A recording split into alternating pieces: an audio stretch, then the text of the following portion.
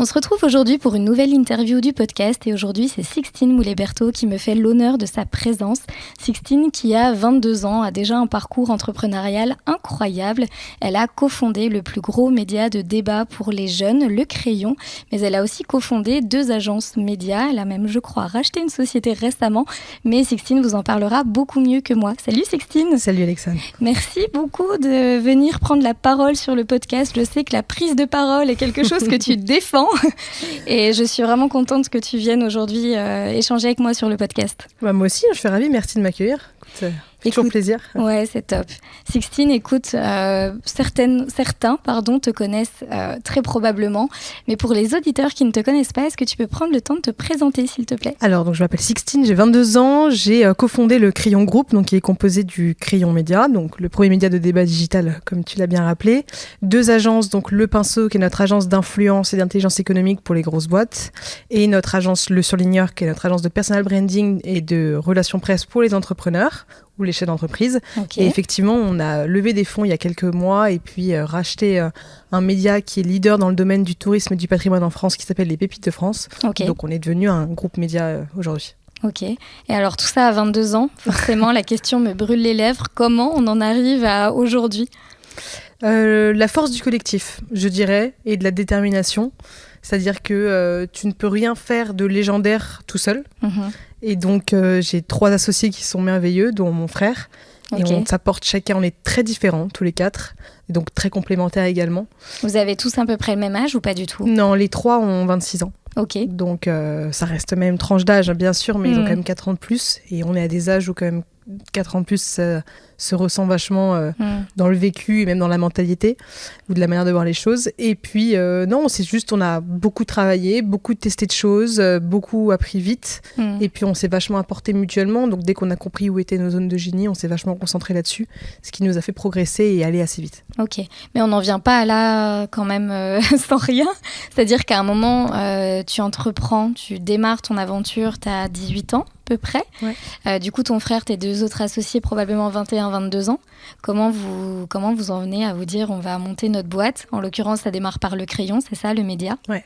Comment vous décidez de lancer ce média ? Pourquoi ? Alors à la base, moi je suis passionnée de politique et les seules personnes avec lesquelles je pouvais en parler au lycée, c'était mes professeurs ou ma famille. Ouais. Et je me suis dit, il faut lancer un média qui parle aux jeunes. Et c'est comme ça que j'ai eu l'idée de monter Le Crayon. Valran, lui, était passionné de débat. Donc en fait, on a jumelé le concept de faire un média de débat qui reçoit tous les bords politiques pour les jeunes. À la base, un média politique. Vraiment, c'était que politique. Ok. Julie Antonin, parce que du coup, vous vous dites à ce moment-là, ton frère aussi quand même est porté, j'imagine, à minima par le sujet, ouais, sinon vous ne seriez pas lancés tous les 2. Tu veux dire que dans tes amis et tout ça, tu sens qu'il y a un désintérêt complet pour le sujet ? Énorme. Surtout, j'étais au lycée français de Lausanne, donc en Suisse. Les gens étaient encore moins intéressés par la politique que les gens de mon âge, déjà en France, qui eux-mêmes n'étaient pas très intéressés par la politique à ce moment-là. Et en plus, on le voyait bien avec au taux d'abstention à chaque fois aux élections. Et c'est comme ça que l'idée a un peu germé. Antonin et Jules sont arrivés et le projet s'est développé comme ça. Mais à la base, c'était vraiment comme concept de réconcilier notre génération avec les médias et avec la politique. Ok. Puis c'est comme ça que tout... Incroyable. Ouais, c'était pas prévu, mais ça, tu le sais, hein, c'est pas à toi que j'apprends ça. Mais c'est, en fait, généralement, les entrepreneurs sont jamais des gens qui se disent « Tiens, je vais entreprendre ». Ça arrive de plus en plus parce que maintenant, c'est... on le voit bien, c'est accepté comme un métier entre guillemets normal, t'es un peu moins vu comme un outsider, mais à la base, quand tu entreprends, c'est plus parce que t'as eu l'idée d'un projet ou une idée qui peut pallier à un manque dans la société, ou bref, ou en tout cas, c'est jamais, tiens, je vais être entrepreneur, qu'est-ce que je peux monter ? C'est en fait, le truc arrive naturellement, et de moins en moins, voilà. Mais je suis totalement d'accord avec toi, surtout que là, du coup, on remonte à il y a quoi, 5 ans à peu près ? Ouais, 4-5 ans. Ça a énormément évolué en très peu de temps. Beaucoup. et c'est vrai que, alors pour le coup, moi aussi, qui me suis lancée il y a 10 ans maintenant, j'avais quand même ce petit truc qui m'attirait, tu vois, je me disais j'aimerais bien monter ma boîte, tu vois, je regardais le parcours de Steve Jobs, même si maintenant avec le recul, en connaissant plus de choses, il y a des choses auxquelles je fais attention, par exemple l'équilibre pro-perso, mais tu vois, ça m'a toujours attirée. Mais néanmoins, tu peux pas l'inventer. C'est-à-dire qu'à un moment, effectivement, si t'as pas le projet, si tu ressens pas à un moment une idée, quelque chose que tu peux faire germer, il se passe rien. Complètement. Et toi, quand t'as lancé ta boîte au début, c'était venu d'une idée comme ça Ouais, en 2013, du coup, à Lyon, à la Fête des Lumières, je pars avec mon compagnon de l'époque et mon mari aujourd'hui, et on se dit tiens, on va aller faire un resto, et Fête des Lumières, événement égal, tu trouves rien quoi concrètement.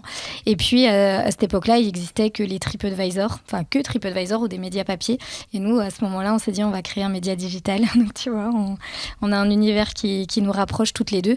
Mais oui, c'est arrivé comme ça, et puis en fait, on a passé notre week-end de Fête des Lumières enfermés dans le Airbnb qu'on avait loué à monter le projet, et puis c'est arrivé très vite comme ça aussi. C'est dingue. Ouais. Donc c'est sûr que même si tu as cette fibre, ce petit truc qui te dit j'aurais envie de monter ma boîte, de monter mon projet, etc., ça se fait pas sans une étincelle. Et je pense que voilà, c'est le moment où l'étincelle se présente qu'il faut... Il faut la saisir. Exactement. Ouais. Ok, donc vous lancez ce média. Et puis, à la base, ça prend quelle forme?